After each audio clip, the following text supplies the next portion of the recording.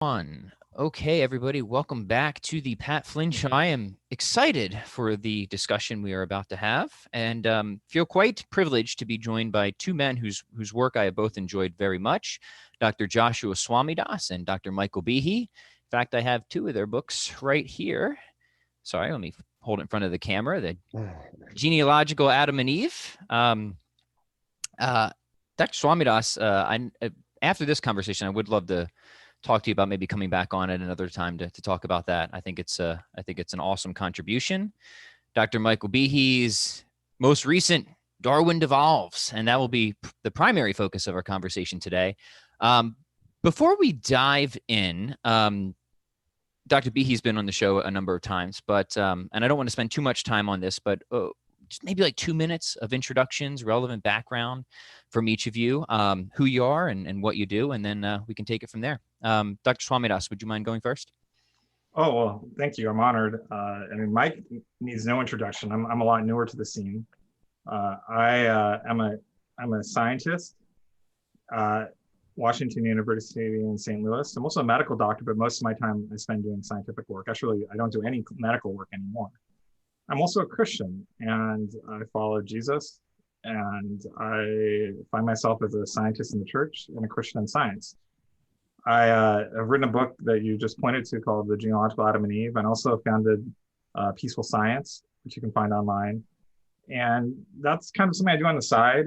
Really been trying to figure out how to think about theology and faith and science and all of that together in a way that makes sense, that can kind of bring us to a way to make sense of all these things together. I'm also known a bit as a critic of intelligent design. I'd like to see myself as a friendly critic. I have a lot of friends in that movement, but when it comes to some of their scientific points, I've just disagreed with them. And so that's what I hope will make the conversation interesting today. Right. Yeah. And that's precisely why I wanted to have you on.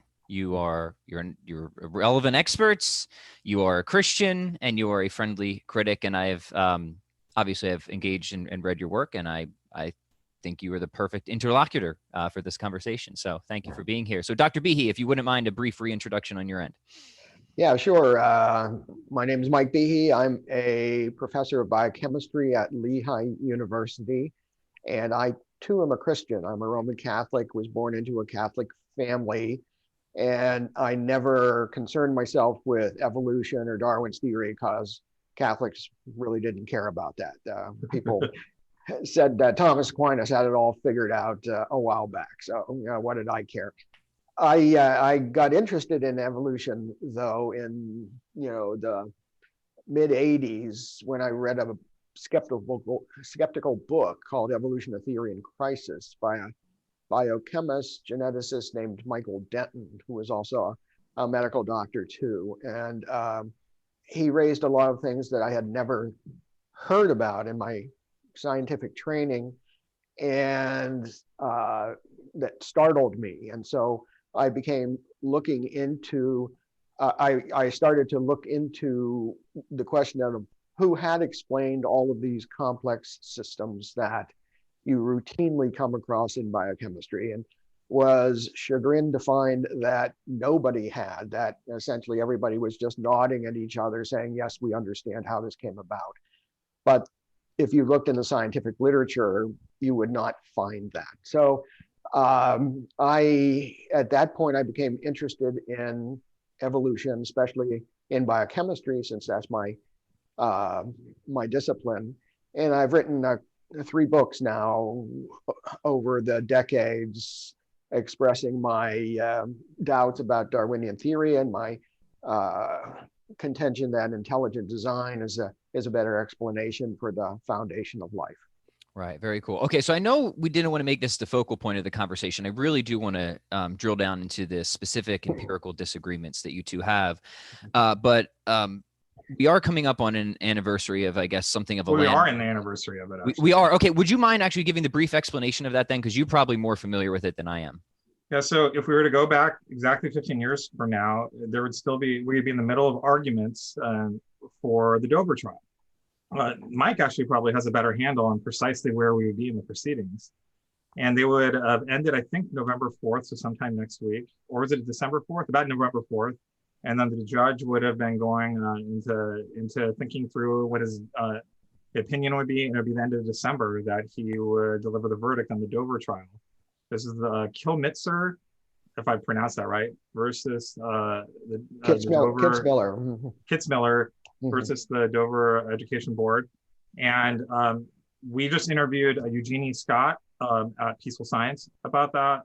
Pretty soon we're going to be interviewing Ken Miller. I asked Mike if he would let me interview him, and he said no, which is a real bummer because we were really wanting to kind of get some views from different sides. Both Ken Miller, who's the author of Miller and Levine biology textbook, and Mike Behe were both star witnesses actually in this trial, and they were really asking,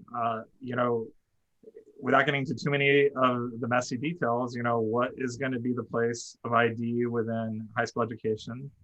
And they decided in a way that very understandingly, a lot of people in the ID movement are going to contest. I'm just trying to explain what happened, right? That wasn't going to work what they wanted to do right then. And so that's kind of the history. That was 15 years ago. I think it was widely appreciated, I think, to be even in the ID movement, to be really not a good thing for ID, and that's not what they wanted to happen. And it's interesting to look at what's happened to the ID movement since then, and maybe even Mike can give us some clues about that as well. How would you add to that story? I tried to be as helpful for people who are new to it as possible without hitting on any of the landmines. Well, let's see. I would start out by recommending that everybody read a particular book called The Trial, which was written by a man named Franz Kafka. And if you've that's Kafka. That's not the actual trial. If you've heard the word Kafkaesque, it's not the Dover trial, but it sure sums up my view of it. Kafka was famous for thinking up these surreal situations where the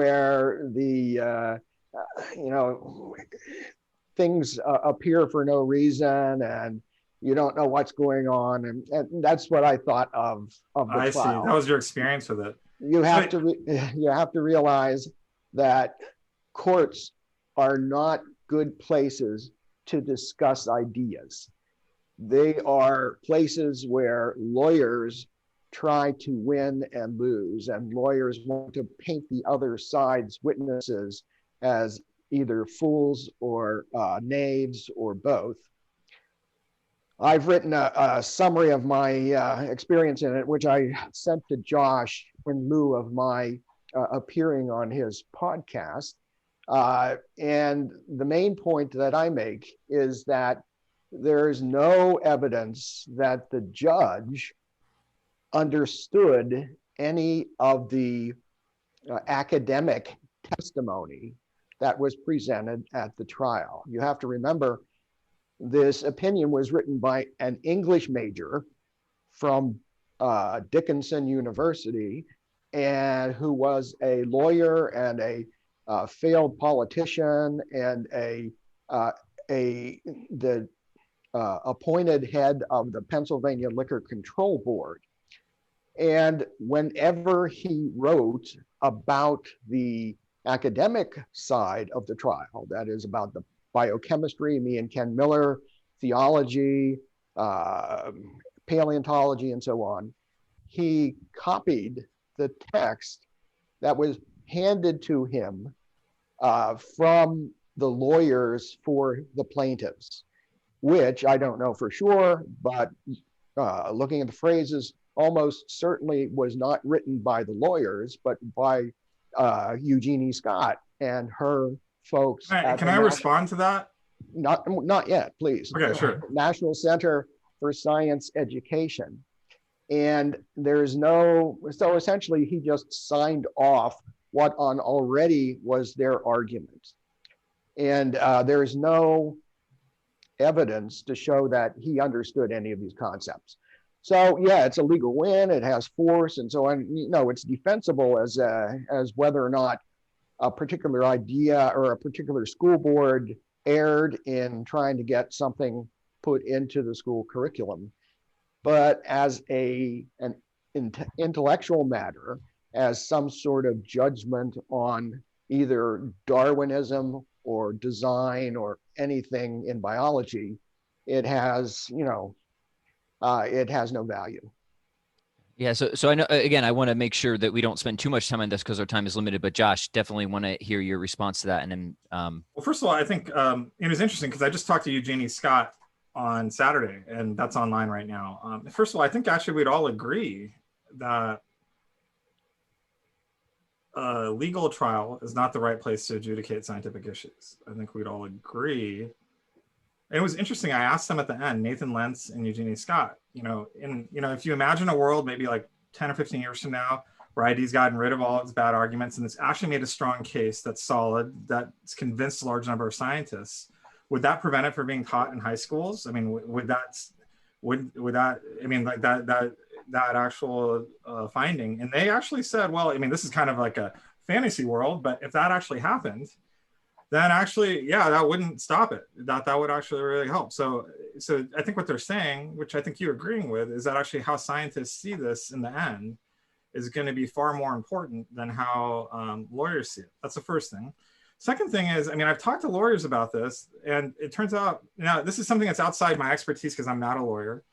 It's outside your expertise too, because you're not a lawyer, but it turns out that it's actually very common for judges to just copy from one of the sides, the side that they're agreeing with. So what they're trying to do is just judge which of the sides they're doing. And a really good written case will have a really good brief given by one side will actually have a lot of quotes. So that's not actually an indication of anything. I wouldn't have known that, honestly, unless I'd actually talked to some lawyers. And we were discussing other cases as well. But you're right, though, because he's not an expert to adjudicate this. But I do think that there's a couple facts that I think you would agree with, Mike. I think you would agree, tell me if I'm right, I think you would agree that the majority of biologists are not on the same page with you on your arguments. They disagree with the argument you made. Do you agree with that? Yes, of course I do. And I've said so in all of my books. Yeah. I pointed out that this is a new idea, and I laid out my argument. So whether they agree with me or not is not the question in my mind. Yes, I agree. It's whether they have a response to my arguments or not. Well, I haven't seen anything. I'm just trying to focus on the common ground. I think we agree that, and then that fact doesn't mean you're wrong, because maybe everyone else is wrong and you're right. So I'm not making an appeal to authority. I'm just saying as a fact, right, the majority of biologists disagree with you, and we can assess that differently, right? And it does seem to me that if you're going to take, kind of a policy point of view, what should be taught to high school students is what the majority of biologists think. And the best way to change how it's taught is change what the majority of biologists think. And I think actually if maybe in the next 10 or 20 years, if your arguments are as strong as you think about it, Mike, maybe you would convince all of them and that would change everything. So I do think that he was probably qualified and correctly assessed that the majority of biologists disagreed, and that's the case, right? Well, I think that's a kind of naive, simplistic view. I don't mean any disrespect by that. Scientists not only assess evidence, they have a worldview. They like to look at things in a particular way. And at the trial, although I don't want to talk about this trial, and I don't want to talk about what gets in schools or not, I don't care. Okay. I homeschool my kids. So what do I care? Yeah. So do I. Yeah. And I definitely want to get to the arguments too. So let's just have one final talk about whether it's true or not. Yeah. So let's have one final word on it, and then we'll move on. Mm-hmm. Okay. The point I want to make is that if you look through the history of science, it's real easy to find a number of places where the entire scientific community thought something was correct and it turned out to be wrong. There's also not too hard to find ideas, new theories that seem to have religious implications. And scientists didn't like them simply because of that. And I talked about the Big Bang theory extensively in the Dover trial to illustrate that point. And because it was not written into the opposing lawyer's document, the judge did not copy that into his opinion. Nonetheless, when the Big Bang theory was first proposed, it seemed to many scientists to smack of creation and so on. And a number of them explicitly said that science needs an eternal universe, and the claim that the universe had a beginning is not scientific. So scientists are not Mr. Spock. They're not just logic machines. And even social aggregations of scientists, scientific organizations, are not just logic machines either. They have their own way that they want the world to be, and they can resist ideas quite strenuously if it goes against what they expect. Okay, so we are in a relevant anniversary, and that's good that we acknowledge that to begin with. But let's turn to the thing that I think most people are interested in. Is it true, right? Are the critiques? And I understand that intelligent design is sort of an umbrella term, and there's different people hold different criticisms, I suppose. So I want to focus on your work specifically, Dr. Behe, because you're on the podcast. So would you give us just a brief sketch? I know that Dr. Swamidas is familiar with your work, but just for the audience, what is the criticism in a nutshell? And then let's just drill down and dive in from there. Mm-hmm. Okay, let me just quickly say why we conclude intelligent design. Intelligent design, or something resembling it, was pretty much universally thought to be true before Charles Darwin. And it wasn't a religious conclusion. Rather, people, philosophers, natural philosophers looked at the world and they saw regularity, and they saw really impressive structures, and they looked at the heavens and the stars and so on. And they thought, these things are arranged for life on Earth. And it turns out that when we see things that seem to be arranged, that seem to have a purpose, that's when we conclude that, hey, maybe these were purposely done. Maybe these are the result of intelligent design. In 1859, of course, Darwin published his book, Origin of Species, where he said, yeah, that those look designed, but I have a different explanation. I think there's an overlooked natural process that can explain that, and that's random mutation or random variation in natural selection. And that won over people over the years, but in Darwin's time, they didn't know about molecules. They thought the cell was a fairly simple little thing. And since then, science has discovered that the foundation of life, the cell, is enormously complex. It contains very sophisticated machinery and much, much else that I've written about in a couple of my books. And in the meantime, that means that the problem for Darwinism, random mutation and natural selection, has grown larger and larger, because now not only does it have to explain eyeballs and wings and so on, it has to explain this molecular structure of life. And I have written in my books why I think it cannot, and I have used that old argument, the same old argument of the purposeful arrangement of parts, to say, hey, at the foundation of life, there's an incredibly strong purposeful arrangement. So that's the gist of it. As far as I can see, the critique, and of course Josh will correct me here, but the critique is a couple of things. Number one, you're not allowed to invoke design because we say that's not scientific. Number two, in the future, Darwinism will be shown to be able to explain those things, even if it can't now. Or number three, in the future, some other idea will be shown to explain it. Those are the chief ones in my experience. Okay.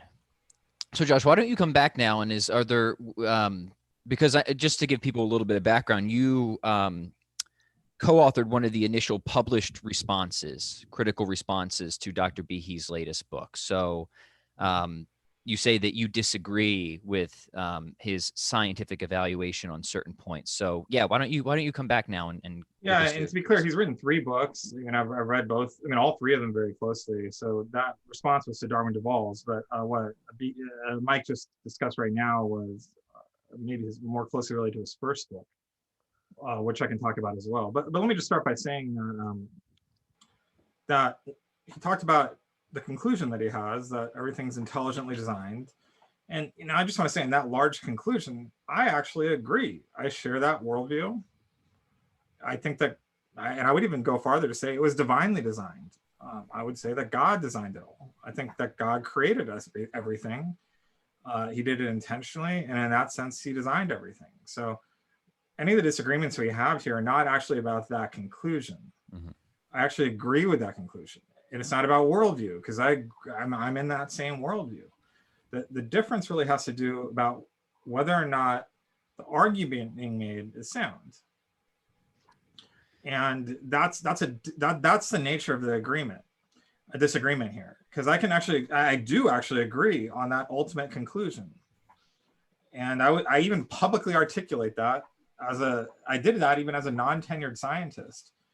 That I think God designed us all. I think he created everything. And so I've been willing to take risks in my career to say that publicly. So that's not what the debate is about. It's not about whether or not God actually designed things.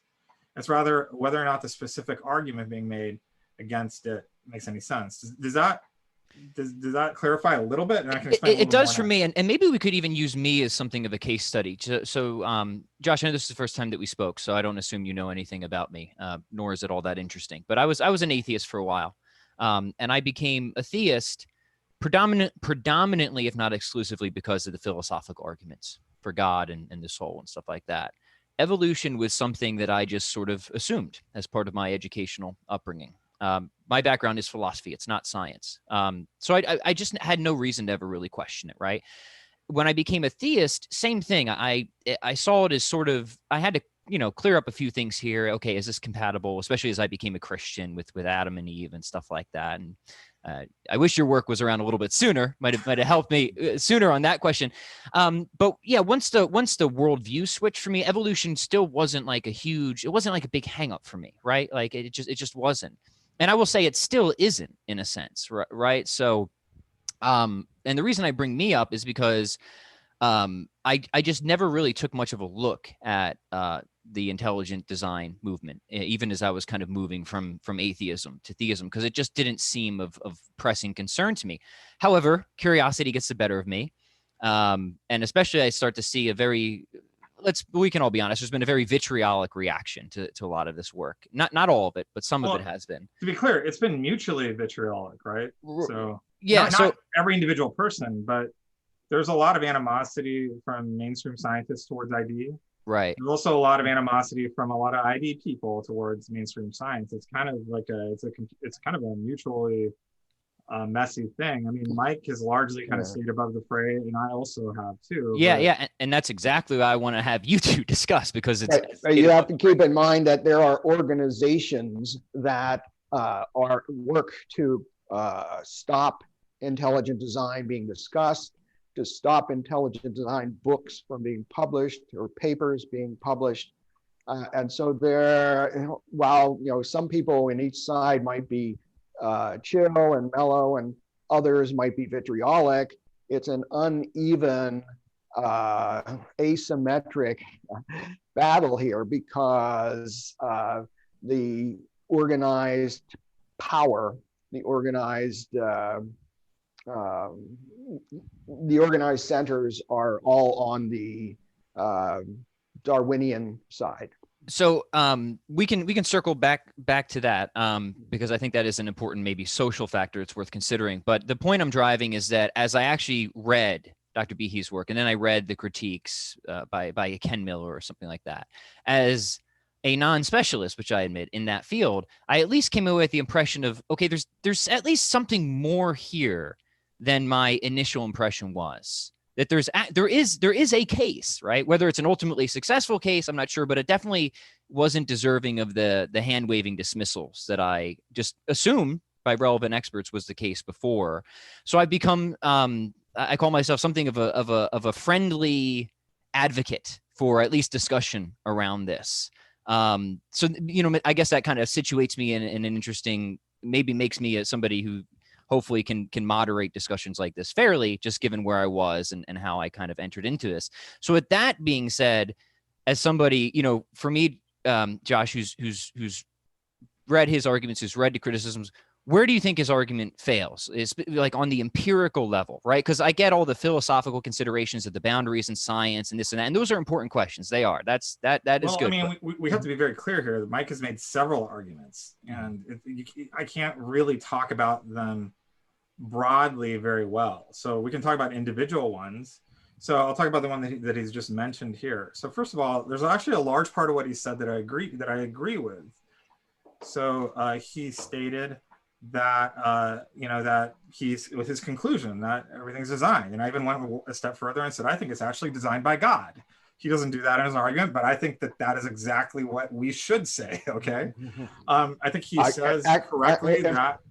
If I could just say, I don't say that everything is designed. As a matter of fact, I don't think that everything was designed in the fact of being explicitly intended by God. Even though I am a theist, I think there's stuff, there are non-intended side effects of many things. So no, I have run across a number of folks like yourself, Josh, who do think that everything was intended by God. But no, I didn't say it was everything is intended. So this is getting to theology and like systematic theology. I think we're just struggling with language because we're biologists and not theologians. I'd rather not go down that rabbit trail. I mean, except for to say that I'm just articulating the doctrine of creation, that God created all things. I think that you agree to. Sure. And if that's what we mean by God designed all things, which I think you agree to, so maybe you mean something different and God intended this particular thing. Now let's be clear. I agree with that part. I think it's just a language issue between theology and science we're dealing with. Maybe not, but we can work that out later. The other part that I really agreed with, he says that in general, that when we see the purposeful arrangement of parts, that it seems to indicate design to us. And the way how Doug Axe would put it, which I would agree with, is that it's a design intuition. He's not an ID supporter, but Alan Planigo would call it a design discourse. And I think that there's something that's actually what's so strong about his argument and correct, because it kind of brings you into direct, visual appreciation of the beauty of God's creation, and it's kind of written on our hearts. And Doug Axe would goes much deeper into this, and I think correctly that we just naturally respond to think, oh, this is beautiful, and we worship God with it, right? I think that's completely correct. When we were right, but that's not at all what I care about. I know, but I'm telling you the part I agree with. Okay, well, you can't agree with me on that because I have some significant disagreements with it. You're attributing to me some things I don't actually believe. As I said, I was taught evolution in parochial schools and so on, and I thought that's fine. I did not have any objection to evolution on religious or theological grounds. Okay. It was strictly on scientific. I believe you. I'm just using Christian language and explaining why I agree with the things that you said. You said that we recognize design by purposeful arrangement of parts, and I'm agreeing with you on that. And I'm explaining why I agree with you on that. And the reasons might be different than yours. Is that okay for me to agree with you for different reasons? Okay, I guess so. All right. Wow, it's so hard to agree with you, Mike. Yeah. All right. So now where does the problem come? So the problem is that how do you break that down into a scientific argument that actually works by the rules of science? And I'm not talking about methodological naturalism. And I'm not even going to bring into the issue about, design versus that, divine design versus that. I mean, I think there's some theological critiques that we made, but we can just leave that all aside. When you get into the details of these arguments, the definitions that are often used are not applied consistently with enough rigor for it to work. Even you take it out of design, like if I made a similar argument having nothing to do with design and used and did those moves in the argument, I'd have a lot of problems. I wouldn't be able to get my paper published. And I know that because I've been I've been struggling to get a lot of papers published over the last 10 years. And so when I look at that, it's before this call, I was on a phone call for an hour actually talking with one of my collaborators, and we were debating what we actually meant by a specific word, because it was creating a great deal of confusion across disciplines. And we needed to make sure that in our argument we were actually applying it in a very consistent way that made sense, and we weren't, and it was creating a lot of confusion, and we were really concerned about this paper. Okay, could you give a specific example? And what has happened, I think this has been happening a lot, especially in the irreducible complexity argument, and there certainly came up in Darwin Devolves as well too, is that there ends to be critical concepts that are defined in ways that are not consistently applied, such as in ways that really undermine the argument. From an evidential point of view. And as scientists, we're really trained to kind of hone in and understand those. Can you give an example? And so that's, let me just finish talking, Mike, I'll let you talk. And so that's kind of where my professional mindset kicks in. I want to know, what is that? And when I've looked over the history of it in several key terms, for example, irreducible complexity, I can show actually how, I saw is a better way to put it, how Mike, very well-meaning, I'm sure, actually shifted definitions over time in a way that, as a scientist trained in academic argumentation like this, it just raised red flags. When I looked into it closer and I tried to make the argument work, I just couldn't, because those shifts end up being really important to making it seem on the surface like a strong argument, but at the lower level, it just isn't.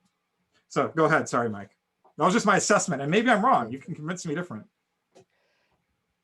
Well, I note in your talk that you didn't refer to any example that I talked about in Darwin's Black Box. You didn't refer to any example I talked about in other books. You just said kind of vaguely that, oh, definitions shifted. You didn't even give the definition. So you haven't actually said anything substantial. In the example in Darwin's Black Box, to get across the idea of irreducible complexity, and like Josh, maybe unlike Pat, I'm not a philosopher. So I write, as precisely as I can. But the definition or the example of irreducible complexity I gave for a broad audience was a mousetrap, a mechanical mousetrap, where you have a wooden base and a spring and a hammer and all these things. And I said, if you take one of the parts away, it doesn't work anymore. And I said that that's a problem for an evolutionary pathway such as Darwin would propose, because because random mutation and selection depends on improving things stepwise in tiny steps. And it's real hard to see how you can make even a simple mousetrap by numerous successive slight modifications, as Darwin in his book, The Origin of Species, demanded. And as a matter of fact, to my satisfaction, nobody has been able to explain even that in the 25 years. Hey, let's talk about mousetraps. I'd like to talk about the Okay, in just a second. I'd be happy to. In 25 years, nobody has been able to explain that, let alone the scientific examples I gave. Perhaps the best known of those is, say, the bacterial flagellum, which everyone here knows, but perhaps some of the listeners won't know that it's an outboard motor that bacteria use to swim. And it's phenomenally complex. It's clearly a machine, and it's also irreducibly complex. If you don't have the tail, the propeller, if you don't have the motor, if you don't have a number of different parts, it doesn't work. And it's real hard to see how that could be put together step by gradual step. And what's more, as I reiterate in my newest book, Darwin Devolves, ever since the first book came out, people railed against it, but there has been no progress. There have been no scientific papers published which demonstrate or even come close to demonstrating that random mutation and natural selection could build such an intricate machine. So that's the problem that I want to hear about. That's the critical claim. Darwin's theory, a lot of Darwinists say that the important thing about Darwin's theory is that it showed that design in biology is an illusion. So I want to respond, but if you put too many things on the table, it just gets confusing. I mean, yeah, well, okay, please do then. Put some good ideas out there I'd like to respond to, but if you keep on going, I can't actually, engage. Unless you don't want to, if you want to just kind of, I mean, I'm happy actually if you want to keep on going. There's just 2 points I want to make. And then I want to go back. I mean, there's one point I want to make about that last point you made, and then go back to the very first point about the mousetrap. So first off, I'd actually say that most informed biologists would agree with you that Darwin's theory does not explain what we see. That's actually kind of irrelevant because modern evolutionary science cares about a lot more than just random mutation and natural selection. There's quite a large number of things that are more important. And when we start to think about molecular evolution, there's a lot of non-Darwinian processes that become important. So that type of language, I think, ends up being perhaps well-intentioned, but ultimately misleading because, yeah, we already agree with that point. If that's your point, that's actually been really well established since I think when you were in high school, Mike. So I think that, I mean, I think you were in the high school in the 60s, right? Yes. Mm-hmm. So since the 60s, that's actually been very well appreciated by anyone informed about this. So yeah, we agree with that, but that's kind of leaves the entire point beside the point because we don't care about Darwin's theory. We care about how evolutionary science is understood. So Josh, just for the audience who aren't familiar, what would be an example of something that is a non-Darwinian process? So there's a large number of things that are non-Darwinian. One example that I've given is neutral processes. So for example, one of the things found out in the 60s, so I'm pointing to Kimura's work. So Haldane, I mean, actually I learned about Haldane and Haldane's dilemma from reading creationist literature and how he said there's not enough time to fix all the changes that we've seen and to do that. And that was a point he made and he was correct mathematically. I heard about the dilemma from creationists, but I didn't hear about the solution until I actually looked at what the literature actually said is, a few years later, Kimura showed that actually the majority of fixation events or how it changes are not caused by selection. They're totally independent of selection, or largely independent is a better way. And what do they build? What? Do they build a flagellum? That's a different question. I can make a different point. I don't want to change the topic. That's the question I'm interested in. So does that single thing explain it? No, it's an interaction of a very large number of mechanisms. But if you are reductive to say, does that one thing explain it? Of course not. There's no one thing that explains it. It's going to be a complex interaction of many things. And if you leave out any one important mechanism, no one would expect to explain it. So to say that I don't think that X plus Y can explain that, when we know that A, B, C, D, E, F, and Z are important too, is kind of like a strange argument to make. I mean, it's a very, very strange argument to make. Okay. That's the first thing, but I want to go back to the mousetrap. You put too many things on the table before, okay? So then I think it gives a really good illustration of the point I made about shifting definitions and why this ends up being really critical. So for selection to be an important process, there's got to be some sort of function that's being improved upon. And he's right about that. I already told you that selection isn't the only way things can be made. But if you looked at what he said, he says if you take any one part away, he means the spring, if you take that away, if you take the base away, if you take the trap part of it away, and if you maybe take the trigger part of it away, I don't know. I mean, depending how you make these, maybe it could be like 3 to 5 different parts, right? Then the overall function of the mousetrap stops working. And he's right. But here's where the wiggle word comes in. And I'm not the first person to point this out. Draper is a philosopher who wrote a very long explanation of this. And when Alvin Plantinga, a Christian, read this, this is actually what really changed his view of intelligent design. The point is that each of those individual parts could have had other functions. And actually, biologists have been saying I'm not an expert historian, but I know at least since I was in college, and I think you can even trace this stuff back over 150 years ago to Darwin's book, actually, ironically. But I mean, this has been a constant idea. The word is exaptation. The idea is that part of it might be developed for some reason, and then it gets co-opted, or exapted to be used for another process. And to really be able to tell if something can evolve by evolutionary mechanisms, broadly speaking, you really have to have a comprehensive view of not only its current function, but its past functions. Now, I don't know anyone, frankly, who has not even evolutionists that have a good handle of that on complex cases.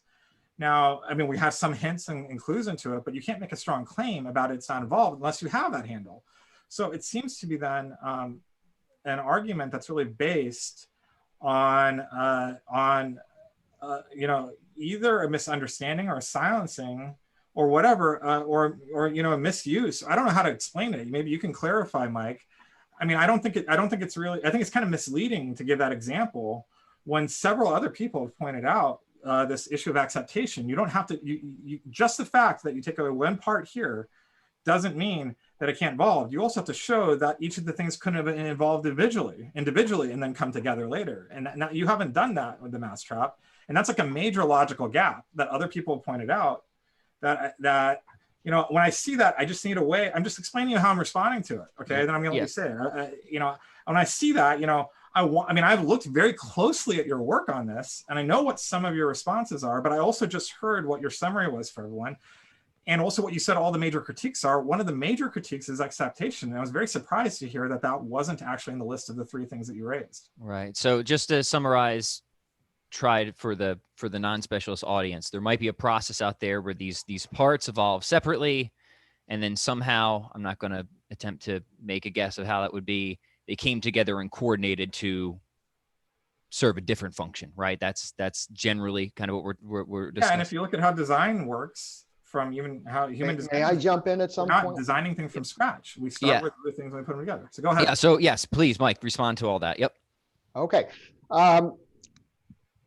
Josh, I can't believe that you read the work closely, because I addressed all those issues, starting from Darwin's black box, in each of my books and in blog posts, papers, and all sorts of other things besides.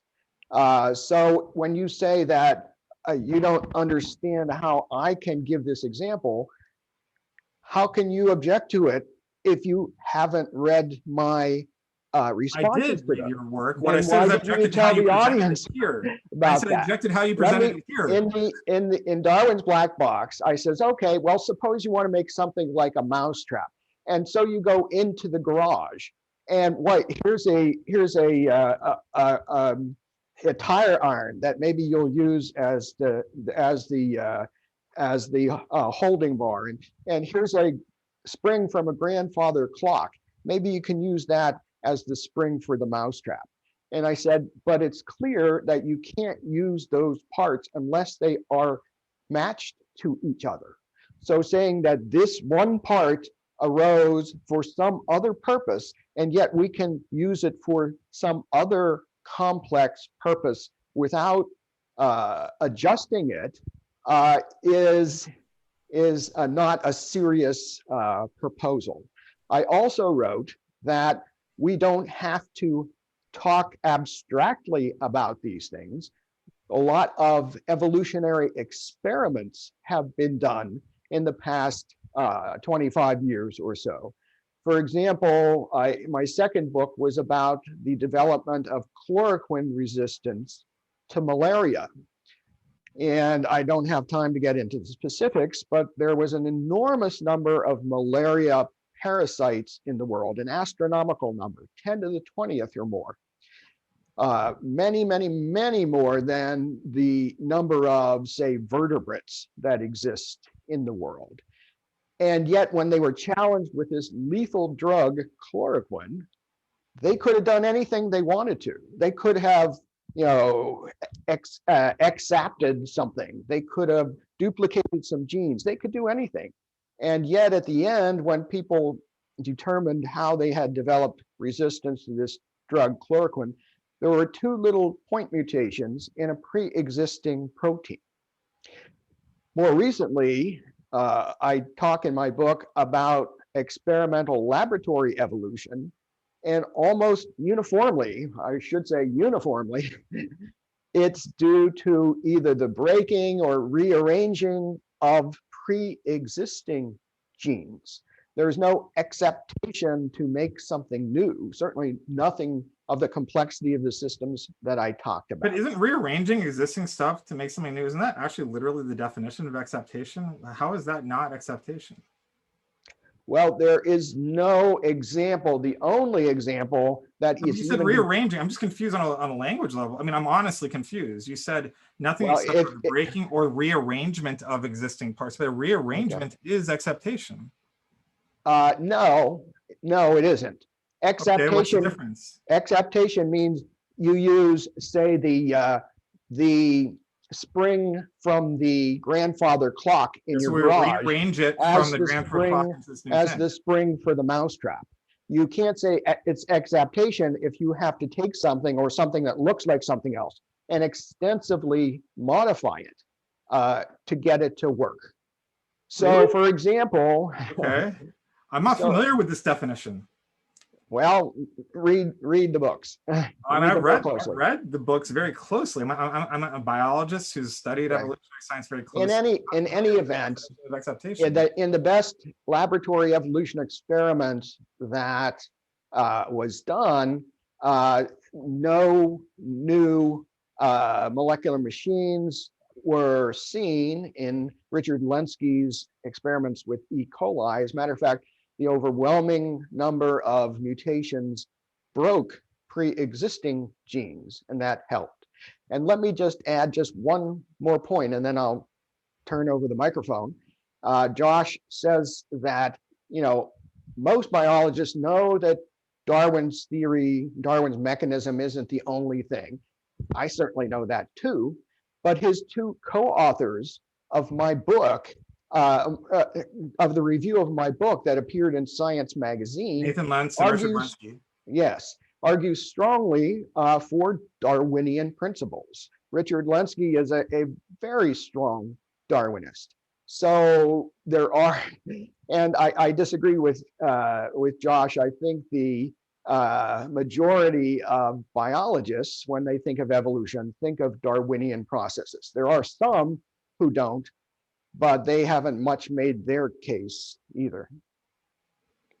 I mean, that's interesting. I mean, Nathan's a good friend of mine, actually. We've talked about this lessons. I also talked to Lenski about it too, but they know how I see this, and they didn't actually have any scientific objections to what I was saying. I mean, maybe it's just different ways of expressing the same idea. I don't know.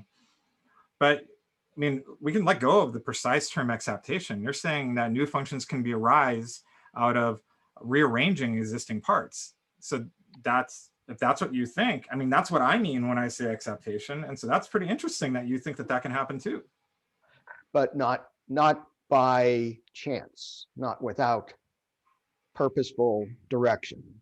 I mean, if you're talking about rearranging, say, bones from a leg into bones for a flipper, which was one of the examples that you and your co-authors used in the review of my book, you can't say that these bones were just exapted and hey, now they're a flipper. There's lots and lots of things, intermediate steps, including lots and lots of molecular steps, which would have to take place.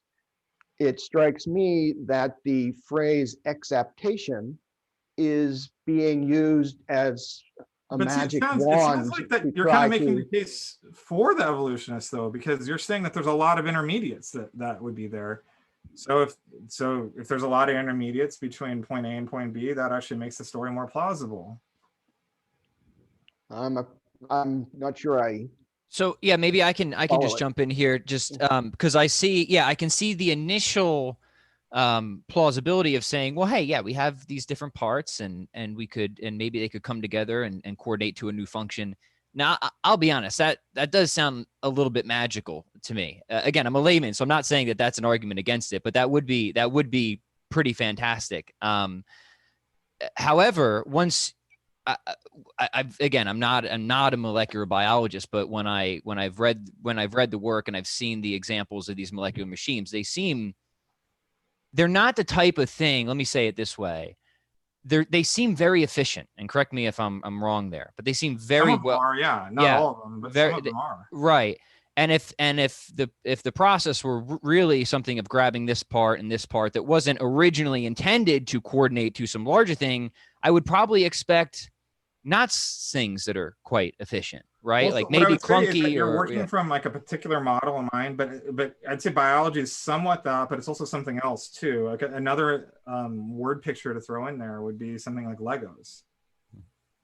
So and it's not a perfect analogy, but let me just give you some evidence behind that. Like if you look at chimpanzees and humans, we have essentially the same pieces. There's slightly different interaction networks. There's slightly different point mutations. Mike even agrees that there's no molecular machines that humans have that chimpanzees don't, and that there's no but that doesn't explain where they came from. Biochemical evidence.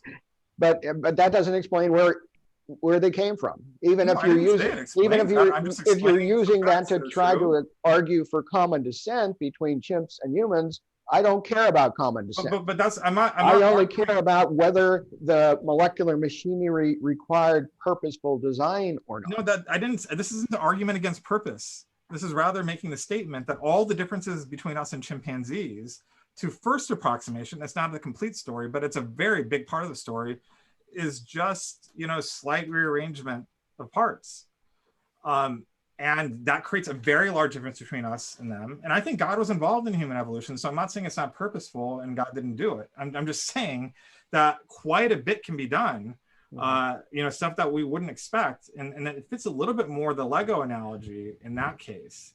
That's all I'm saying. It's a limited point. It's not an argument against God's involvement. That would be silly because I'm not arguing against God's involvement. All right, let me just make two short points. The Lego analogy I really like, but you have to realize that Legos are put together by intelligent agents.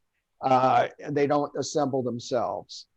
The second thing is that you think that God was involved with the development of humans. How would you convince Nathan Lentz, your co-author on the review of my book, that that's a reasonable conclusion? I'd start by agreeing with you.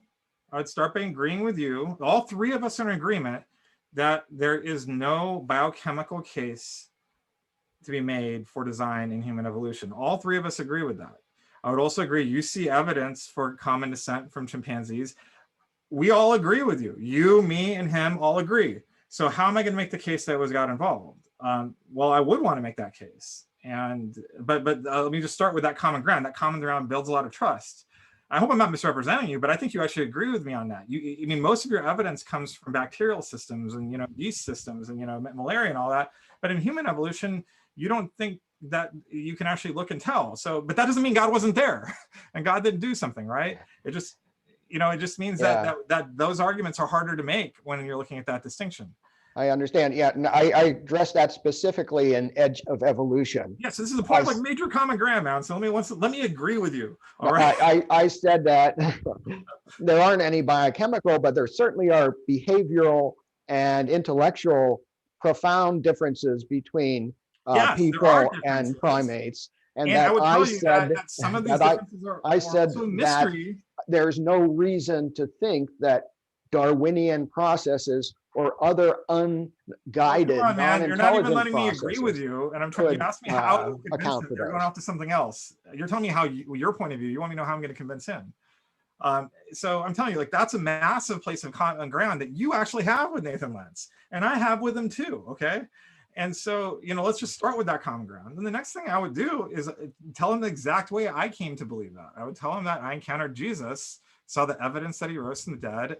I came to believe and trust him. I came to trust scripture when I see what scripture teaches about humans. And it seems to make a great deal of sense that God is involved. When you look at how different we are from other animals, even though we're so continuous with them, that paradox is a puzzle that has to be worked out. And, this is something that scientists have been grappling with for a long time. And I think there are evolutionary accounts of it, but I'm not satisfied that any of them are the whole story. And so I don't have to disagree with any of those evolutionary accounts to say that maybe there's more to it.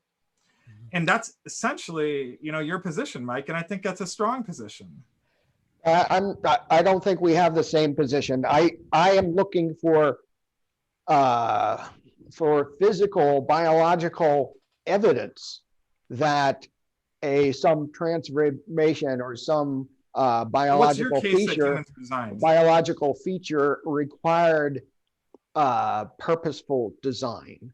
I don't think you're doing that. What feature between chimps and humans would you tell Nathan Lentz led you to believe that God was involved in making one from the other? Well, I think I'm using evidence in a different way, because I can definitely point to very suggestive pieces of evidences about our differences. I think humans are, exceptional, or, I don't want to say unique precisely, but there's something very different about us, and a very, it's a way it's hard to characterize, like what it means to be human. I don't think if aliens came to Earth, they would be wondering, well, what does it mean to be a dog? I think they'd be wondering, like, what's different about humans. They're not going to be wondering about what's different about cows or all that. They're going to be wondering about what's different about humans. I think that's objective. I think it's a little bit hard for scientists to appreciate that. He's written a book called Not So Different, where he gets into how we're very similar. And I would actually agree. We are far more similar than most people realize, but we're also far more different. And, language is a great example of that. You're a Catholic, you talk about the rational soul. That's a very solid reason. There's something that's happened. Even Chomsky, who was not a Christian, really argued that there had to be a large step change in our language capacity. All that's there. Now, none of that proves that evolutionary mechanisms couldn't do it. But what we do know is that we have an N of 1. N of 1 is a statement that we say as scientists, where we just have one example of a species. If you look at great apes, we all started out at about the same place. And there's maybe like 4 species of, apes/humans alive today. And well, I just anything with human condition. That disagree. Should be a puzzle. The final chapter of my last book, Darwin Devolves, was exactly about the differences in intelligence, in rationality, and so on between humans and other creatures. And I argued explicitly, I'm sure you remember, that Darwinism can't account for that. And if you deny you have a real mind, as many Darwinists let's just slow down a bit to say, then you lose your grip on reality. But let me just. So I just want to mention that I have considered all of these topics, and but look, I just want to come to different that conclusions. This is a strong philosophical argument to consider, or like a suggestive thing, but it's not actually an airtight scientific argument. There's particular rules in science, and this doesn't actually satisfy it. It's an N of 1, like I said, and I don't think that that's a problem. I just think it's something that God's put there that's just a puzzle for us to figure out. I don't think science can give a complete answer to this question. So just I'm sorry, finish your thought, Josh, and then I'll. I don't think it can give a complete answer. I think that to say that all of its answers are inadequate may be true, but it's also true that there's legitimacy to some of the answers it's given. So, for example, like Behe and I would both agree, Mike would agree that we share common ancestry with the great apes. That's part of the story. There's legitimacy to that, even though I think both Mike and I would agree, and I think even Nathan Lentz would agree that that's not the whole story. And so we're kind of left really with a grand mystery that we're trying to figure out. And is God in that mystery? I think he's not just in the mystery, he's also in the reality that we found. I think there's something very suggestive that God was involved. Well, I try to restrict myself just to the biology. And as I've explained in books and articles, I think common descent is true, but I think common descent is trivial, because all it says is that some ancestor in the past had some traits, and now some descendants have it, maybe even different kinds of descendants. But it doesn't say where it came from, and it doesn't say how fantastic changes might have occurred in descending species. And that's particularly true with humans. Hey, maybe we have a lot of biochemical pathways and other things in common with other primates, but that doesn't explain where they came from in the first place. And it doesn't explain how humans have come to be the only rational species, the only thinking species, the only species with a real mind on the planet. So it really doesn't say anything at all. Well, I mean, I wouldn't say anything, but I would say I would agree. Look, let's just be say there's like two extremes. It doesn't say anything, it's not adequate to explain. So it does say something about it. It does not explain everything. Okay, I think that seems to be a very self-evident reality. It does not explain everything. Anyone who says that evolution explains all of this is not correct. To say that it doesn't explain anything is just about as extreme. There are a large number of biologists, including, well, I don't want, but there are a large number of prominent biologists who would say, or who would lead the public to believe that in fact evolution, or in particular Darwinian unguided, unintelligent processes, I would just say that that's not to explain all of life. I mean, depending on exactly what's being said, but if they're saying that evolution explains everything, that's not correct. I don't think the answer is to make another false claim. Right. Look, another way, the really good analogy that I heard from one of my friends at Peaceful Science, who's a scientist, is that, we all believe that, the American Revolution occurred, but we can't retrace the steps of every single soldier along the way. Because so when we talk about the history of the American Revolution, it's not a total history. It's only part of the story. It doesn't give us fine-grained detail, and we can generate, large places of large amounts of information. We can draw attention to that by just asking detailed questions.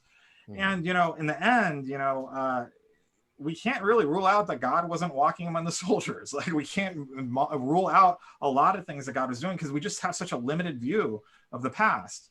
And I think you take that analogy, and I think it actually works really well to explain the gaps in our biological knowledge in the past, where we can get some view about where things have happened, but we don't really know how a lot of it happened at the fine-grained detail of knowing how soldiers, walked the paths during the American Revolution, I think order of mutations and things like that. I think that's why Darwinism is such an impediment to science. Because people say, hey, we don't know how something happened in the past. It's really complicated. So we'll just assume that. No. That's not what we do. What we say is, now we're going to form theories about it happened and test it. By the way, and when we do go to test it, we have to test it at the molecular level, because unlike Darwin, we now know that genetic information is encoded in a molecule, and the molecular machinery is the foundational level of life. And there is no experiment that shows undirected processes can do anything like building the molecular foundation of life. I mean, I don't know why I call you Behe, Mike. It's because your name is common and your last name is Behe. I'm sorry, I mean no disrespect. But Mike, here's the thing. I mean, there's no scientific way to even tell if a process is directed or not. So if we produced I don't know how to tell if God directed the process in my experiment or not. There's no way to do that. In the way how you represent, this is actually something that I believed when I first read your book, but then I actually spent time with biologists and actually started to spend time and I found out it just wasn't true. Isn't that okay? Because it could happen, we don't care and we're just going to accept it. What they do is they start proposing different hypotheses and testing them, and it gets really interesting. And that's what I've really enjoyed, honestly, about studying evolutionary science literature. Not because I think evolution can explain everything, but because by that hypothesis testing approach, they're revealing parts of how God created. They're certainly never going to explain everything. I wouldn't expect anyone to be able to explain everything. That's like expecting God-like omniscience from this very limited human effort. And, as I understood it, what science really was showing us and how limited it really was, I came to see how actually all the people you're critiquing, Mike, about who have gone out publicly and overstated the claims of evolution, I actually agree with you on that. I think they have overstated it. I just, instead of rather making the extreme argument in the opposite way, I'd rather just kind of be more, kind of take the part that actually acknowledges the legitimacy of both sides, and maybe also kind of acknowledges kind of how both sides have overstepped, and maybe more true to where the evidence is really telling us in a limited way. So yeah, let me hop in here real quick, because even what you just said, Josh, would have been very surprising to me a while ago, because I was under that assumption that it's taken care of. It is explained. Again, not being a biology major, but having taken my biology courses in high school and stuff like that, that was the general impression that I had no reason to really question it. I'm not saying that's everybody's impression, but that was mine. Right. Now, I'm not saying your position is unreasonable, but we don't have to name names for people who aren't here to Well, I defend would also just themselves. point out my view is not controversial. Yeah, or controversial. I'm not saying that, but without naming names, there are popular level authors who do continue to give that impression, right, on the Darwinian paradigm, right? And I think we all agree on that. But it's important for my audience who might not have a dog in this fight. This is the first time they've heard any type of thing on, who might have had a similar impression as me of the science is settled. If you even question any aspect of this, you're either extremely ignorant or insane. That type of rhetoric, right? Now, I know we're running out of time here, so if we have to cut this off, we can just close the final thoughts. But arguments for conscious, very interesting, you know, from intentionality and things like that. I think they're great. I think they work. That's what convinced me. But you know, Mike has insisted that his case is an empirical case. It's not a case from philosophy, nature, or something like that. And that you would argue, and correct me if I'm wrong here, Mike, that the best of the empirical evidence we have right now counts against the, would you say, mainstream Darwinian understanding? Is that fair to say? And then, yes. And then maybe just say mainstream account instead of mainstream Darwinian, because we wouldn't agree with Darwinian. Mainstream account. I'm fine with that. The mainstream account. But the mainstream account is Darwinian. I disagree. Put the terminology aside. I don't think that's going to hang us up here. Where is he without getting, and we covered exaptation. You two went back and forth on that. I guess what I would expect is if the mainstream account was more robust, I guess what I would expect is more of a refutation, if I'm just being honest. And I'm not saying there isn't a refutation. I'm just saying from my initial impressions and reading the work and going back and forth through critiques, I have to say I'm frequently underwhelmed by the responses of people to Mike's arguments or stuff like that I feel like should be able to bury this thing, quite frankly. If there are, you know, have you read Draper's response? I have, yeah. I have Draper. He's a philosopher I very much respect. Have you read Flanagan's response? So Flanagan, where William Craig's response and why he disagrees. Well, I don't think Craig does disagree. He does. I mean, not with Behe's, from what I remember, and in where the conflict. Josh, have you read my response to Draper? Yeah, of course I have. Okay. Okay. And not only that, I'm just telling you. But hold on, real quick. Let me finish my point real quick, because the last thing I read from Flanagan on it was in where the conflict really lies. Has there been something more recent from that on Flanagan? No, that's what I'm talking about. I'm also talking about Bill Craig stuff. He recently published a Peaceful Science about this. I mean, I think that it was on EPS meeting 2 years ago. He explained where he disagreed. Like, I think that I'm just telling you that there are, this is a big public debate where there's a lot of uninformed people engaged. There's also a lot of experts that are pissed off and throwing snipes at one another that are not informed. Okay. I don't think that any of that stuff really matters. Like, frankly, even if everyone hates ID, but they make a solid argument, I think ultimately they're going to win the day. Yeah. And what really matters is the scientists that have respectfully engaged with them. And I think that, you have to actually be able to filter through a lot of really bad responses to find the good ones. Oh, I certainly agree with that. And that's why I look to people, not just like Flanagan, but Draper, right? So for example, I would be really curious to hear what you think about the short series I wrote about, about irreducible complexity and how that addresses it. I can give you the link to that afterwards. Maybe you can post it alongside that. I've asked Mike to respond to it, but he hasn't. I mean, maybe he will, but I'd be really curious to hear how you read that. I mean, I wrote it to be understandable to someone just like you. Right. I haven't read that yet, so I'm not going to speak on it, but I will link it. Mike, I don't know if you wanted to offer any remarks about that now or. Yeah, I do. It's that the machinery that I discussed in Darwin's black box is really, really impressive, the flagellum and so on. But people like Draper and like Flanagan and others took it to be a philosophical argument, saying you can't rule out a pathway by which we can, put this thing over there and come over and end up with this. It's supposed to be a scientific argument that this is not a good explanation for the complex machinery we got. In my most recent book, Edge of Evolution, I reduced the complexity down to the tiniest example of cooperation between some biochemical parts that we can.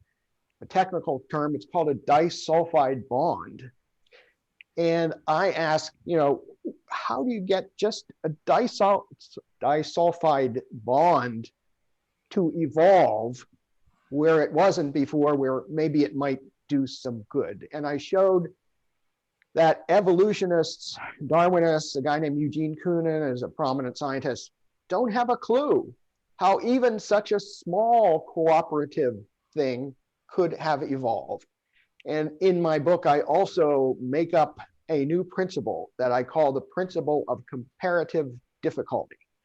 And that says that if one thing is too hard to do, if an easier thing is too hard to do, then a harder thing is certainly going to be too hard to do. If somebody can only jump 3 feet high, given his best effort, you'd be foolish to bet money that he could jump 6 feet high on the next time.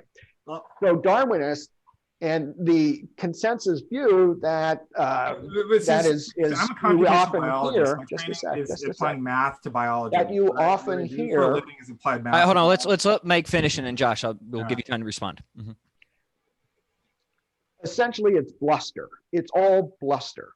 Nobody can explain the flagellum. Nobody can explain anything simpler than a flagellum. Whenever there is anything that requires cooperative interactions, that's where Darwinism and frankly all these other evolutionary mechanisms that Josh thinks is important, that's where they all fail. I try to keep the focus on that in my book, but if Darwinists, if evolutionary biologists can't explain how a disulfide bond could arise, they can't explain pretty much anything of the molecular machinery of life. Okay. Well, I know we're already over time. So I'm going to be very, very brief, and then we got to probably end. Yeah, and then we'll do final thoughts. Yeah, thank you. Yep. I'll just be very, very brief here. I mean, I think that's really exciting what you said, honestly, Mike, because it turns out that, I'm a mathematical biologist. I'm a computational biologist. I learned how to do this. And what's going on here is actually just a misunderstanding on the math. And it turns out that these are actually really understandable. We can actually directly observe some of this stuff in actual experiments. And there's something called the birthday paradox, which is kind of that's where the math went wrong in your stuff. So it's the same thing that just arises on how likely it is that there's 2 people in the same room that have the same birthday. And so these sorts of things, like, they're very subtle. I mean, I'm not saying that you're being dishonest. Like, honestly, if you're not trained the way I was, you would just miss these things.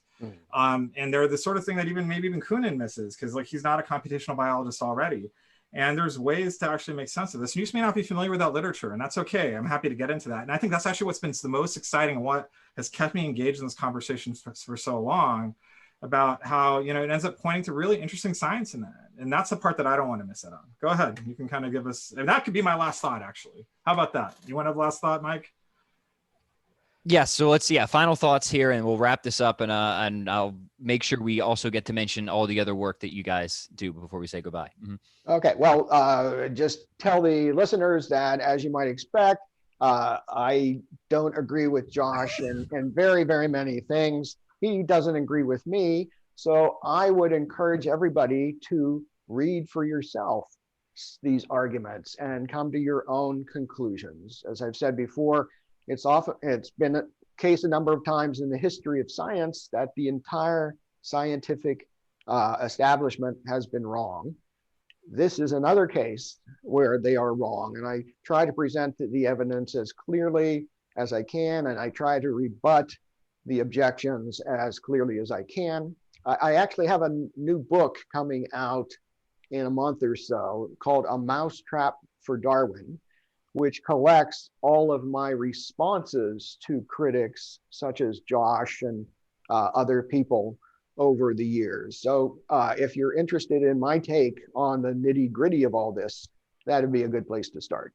Okay. Well, I want to thank both. This has been a spirited discussion, but I think it's been a fruitful discussion. And, did you learn anything? Yeah. Hey, I seriously, honestly, that's why I have you on. I think me, along with, my listeners, that's why we have these discussions. We just want to know what's true at the end of the day. Right. And, that's, if nothing else, I just feel like these discussions deserve to, be discussed. And I want to get people who I think can represent both sides intelligently and charitably. So I want to thank you both for doing that. And I like energy. I like a little spirit and passion in it. So I thank you both for bringing that as well. Yeah, thank you, Mike. I'd love if we could all go out for a beer, or I'd than me, and you're it's a privilege for you to talk to me. I'm really glad we were able to talk about this. And so before we go, I want to make sure, Josh, if you wouldn't mind, maybe just giving a brief rundown of this book, and then, like I said, I'd love to schedule a time maybe for you to come back on and we could just talk about that. Sure. So you're talking about the Genealogical Adam and Eve. I am. Sorry, I lost the jacket. It doesn't look as pretty as I'm Mike, have you read it yet? Would you be willing to take a read? I've read 3 of your books, so you read one of mine. I'd be happy to read it. I'm sorry I haven't done so yet, but I will. All right, so do me a favor. Would you read it and like post an article at EMV or let me know? I'd love to know. Would you promise me to do that? Yeah, I will do. I think you might agree with me on some things. He says we disagree a lot, but we agree a lot. I mean, I think this book shows how consistent with mainstream science without having to challenge it. I mean, you can challenge it too if you want to. It doesn't require you to accept it, but consistent with mainstream science, consistent with the idea that we share common descent with the great apes.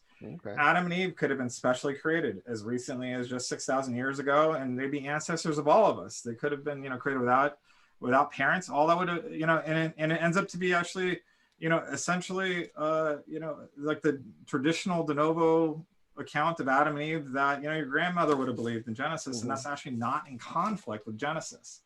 And I think that's important because look, scientists are going to have controversy. Mike and I are going to debate about this probably till he dies, and that's okay. Me. Why do you say me and not say you? Oh, you and I together will fight with each other about this stuff because scientists argue. But the fact of the matter is that we don't have to worry about that as people who follow Jesus and take scripture seriously. There isn't really the same sort of things at stake that we've thought. And I think that's why this ends up becoming important. It can become a conversation we participate in for the fun of it, to see what science leads us, not because there's actually a threat to how we read scripture. Right. Yeah. It's so excellent. I'm going to link that in the show notes as well. I know it wasn't the theme of our discussion, but I want to encourage people to grab that. Sorry, I keep forgetting where my camera is at.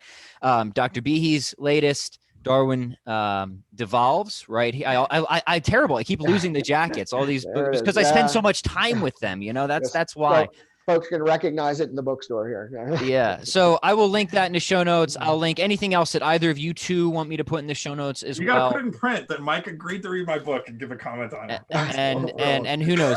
Maybe we can have. No, man. I really loved your first book, man. I was in college. It really opened my eyes to a lot of things, and that's part of what put me on the path that I'm here right now. It would mean a lot to me if you did, Mike. Great. Thank you very much. Well, thank you both so much. Really appreciate it. And gentle listeners, give us your feedback. Leave a comment, share this episode. We want to encourage more of these dialogues here on the Pat Flynn Show. So thanks again to both of my wonderful guests, and thank you for listening. Take care. Okay. Bye-bye.